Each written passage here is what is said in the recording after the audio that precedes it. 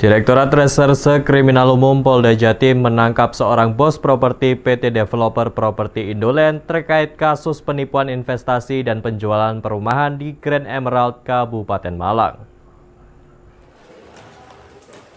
Kasus penipuan penjualan properti kembali dibongkar kepolisian.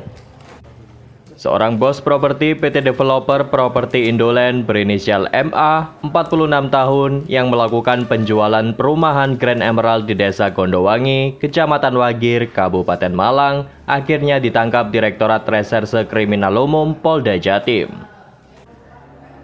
Warga perumahan Somerset, Surabaya yang merupakan Direktur Utama PT Developer Properti Indoland ini ditangkap karena sudah melakukan penipuan investasi dan penjualan perumahan kepada 41 orang pembeli perumahan Grand Emerald Malang dengan total kerugian senilai 5,6 miliar rupiah. Modus yang dilakukan tersangka adalah menawarkan investasi dan penjualan unit perumahan Grand Emerald di Kecamatan Wagir, Kabupaten Malang kepada para korban sejak tahun 2017. Namun, hingga tahun 2022, perumahan tersebut tidak kunjung dibangun. Dan dari penyelidikan polisi, ternyata sebagian tanah dari total luas tanah sekitar 6,7 hektar yang dijual masih menjadi milik orang lain. Padahal 41 korban banyak yang sudah melakukan pelunasan mulai dari 123 hingga 150 juta rupiah per unit.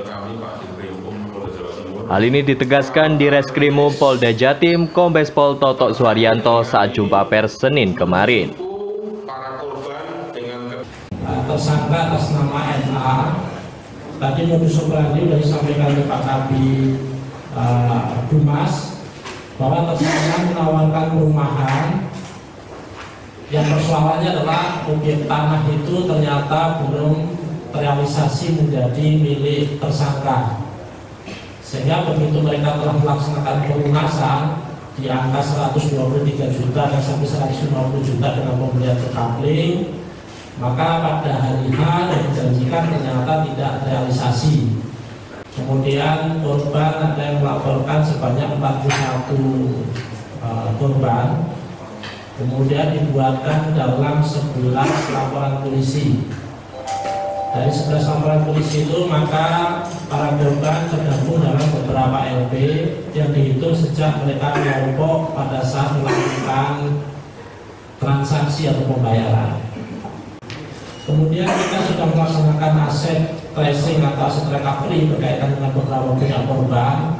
Maka telah dilakukan penyitaan yang tergambar di lokasi sebanyak satu lokasi dengan luas 6,7 hektar di daerah Wagir, yang rencana itulah yang akan dijadikan tempat perumahan.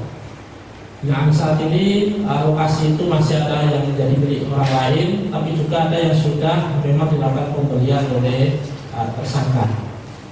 Yang kedua, juga kita telah melakukan penyitaan terhadap mobil Mercy yang kemudian dibeli di tahun 2021.